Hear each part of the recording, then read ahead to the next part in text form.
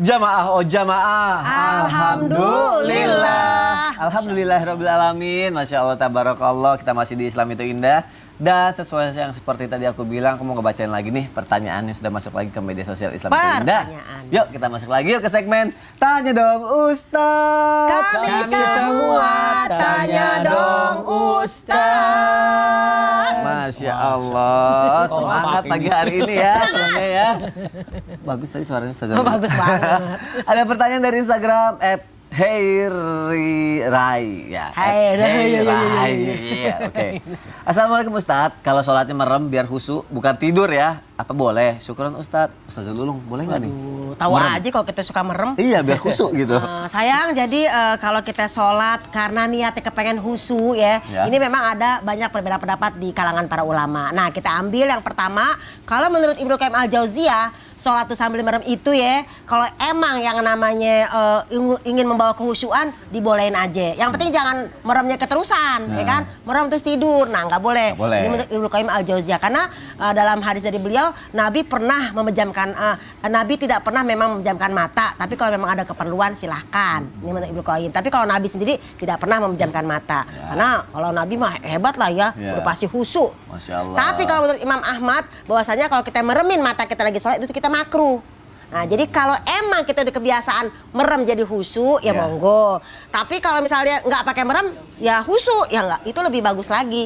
Jadi kalau memang ada perbedaan pendapat, kita ambil yang terbaik. Karena kan kebiasaan orang beda-beda, Kak Sony.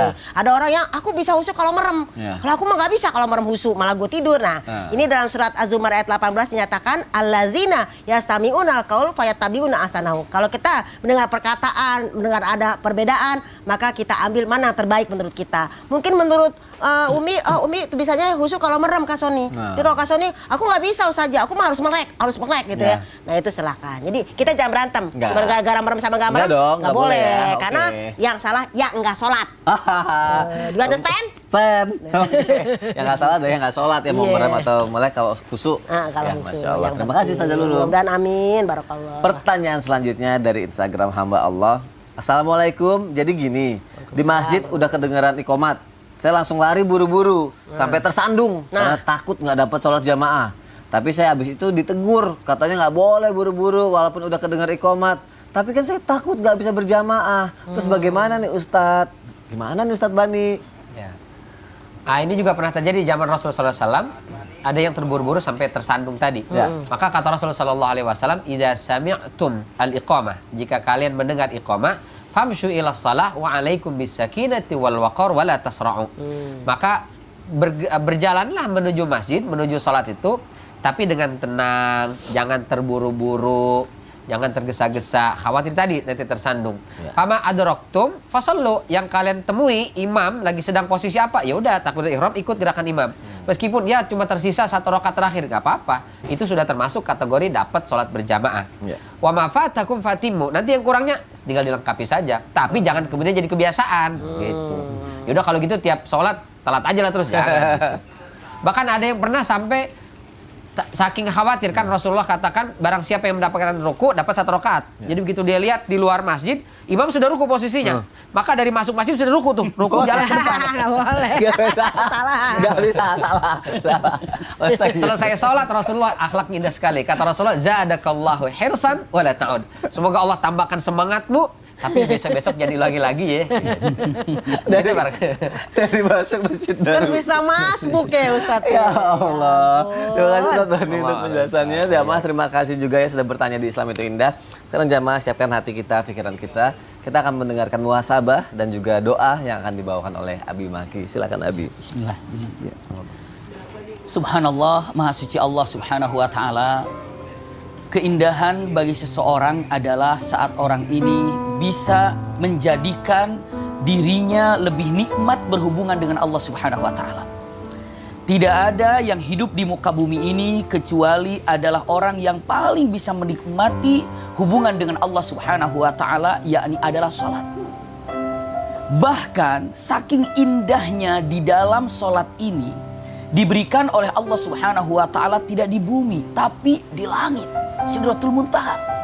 Bahkan tidak ada kenyataan ketika seorang mukmin meninggalkan ibadah lalu jatuhlah hukumnya kafir kecuali urusan sholat. Saat orang ini tidak bisa melaksanakan saum, dia adalah mukmin yang dosa. Ketika dia tidak bisa melaksanakan zakat, dikatakan mukmin yang asi. Tapi ketika orang ini tidak melaksanakan sholat, maka perbedaan antara orang mukmin dan kafir itu adalah sholat. Usikum wa iyaya nafsi bitaqwallah. Kelak di akhirat ada yang dicampakkan oleh Allah dan ada yang disambut oleh Allah dengan meriah. Pertanyaannya, apakah kita termasuk orang yang dicampakkan atau orang yang disambut? Jawabannya adalah tergantung. Apabila kita berleha-leha mencampakkan sholat, Allah akan lakukan kita seperti itu. Tapi kalau kita begitu datang waktu sholat dan kita senang, kita gembira, kita bahagia, seperti itulah Allah akan menyambut kita dengan kebahagiaannya. Sama-sama kita memohon pada Allah Subhanahu wa taala. Allahumma shalli ala Sayyidina Muhammad wa ala ali Sayyidina Muhammad. Allahumma a'inna ala dzikrika wa syukrika wa husni ibadatika. Ya Allah, tolonglah kami agar kami bisa memperbaiki syukur kami untukmu. Ya Allah, tolong kami agar kami bisa memperbaiki rasa yang nikmat dalam hati kami saat berzikir kepadamu. Tolonglah kami agar kami bisa memperbaiki ibadah kami. Anugerahkan kepada kami kehusyuan di saat melaksanakan ibadah kepadamu.